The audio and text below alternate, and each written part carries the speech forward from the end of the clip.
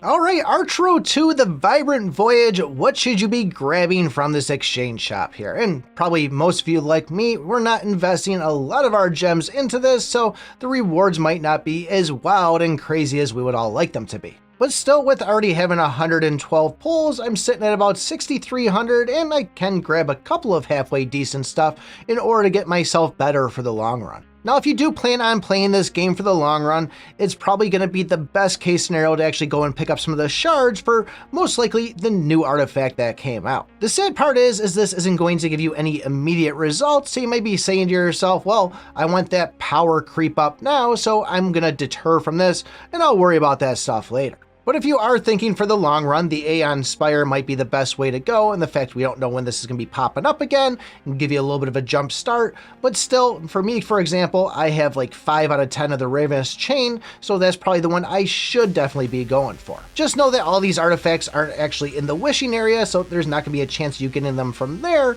unless they eventually throw it in down the road. But me, myself, I say, you know what? I want those immediate results. I want all my chaotic gear, so that's where I'm going down, and I'm just gonna pump these things in these chromatic keys so I can finally just get all that stuff out of the way. But clearly, if you're a Dragoon user, you don't want to go and do that. Pick up the gear inside here. The boots are discounted, which actually the boots are incredibly good, especially once you get to Mythic to have that extra dodge. So even if you're not a Dragoon user, you want to mix some gear around, that's actually a really great item to go for. The shards, I'd say stay away from those. Just grab them from the arena shop and the guild shop. That's going to be a lot better of a deal. Use this for the other items that you're having more of a trouble to get. I'd say the runes wouldn't be a bad way to go if you were spending money, if you're in the early game, but at 8,000 for this Epic +2 Revive one, it seems a little bit unreasonable, but that's just my own personal opinion on it. If you need it, you have the money, it's actually a good way to go. But honestly, there's other good things in there, like the legendary ones, the Bull Skull, the Magic Harp. These both give some pretty decent bonuses to your overall attack power or even your gear stats themselves. As far as the other stuff, it really is just going to come down to what you have left over after you spend everything else. And I really don't see like a priority of one versus the other. It really depends on where you're in the game.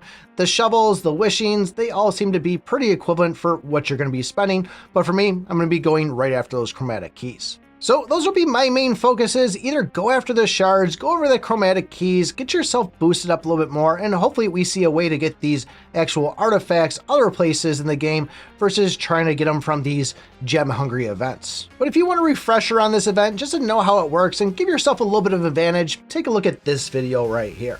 Thanks for watching, and remember, I pick my butt.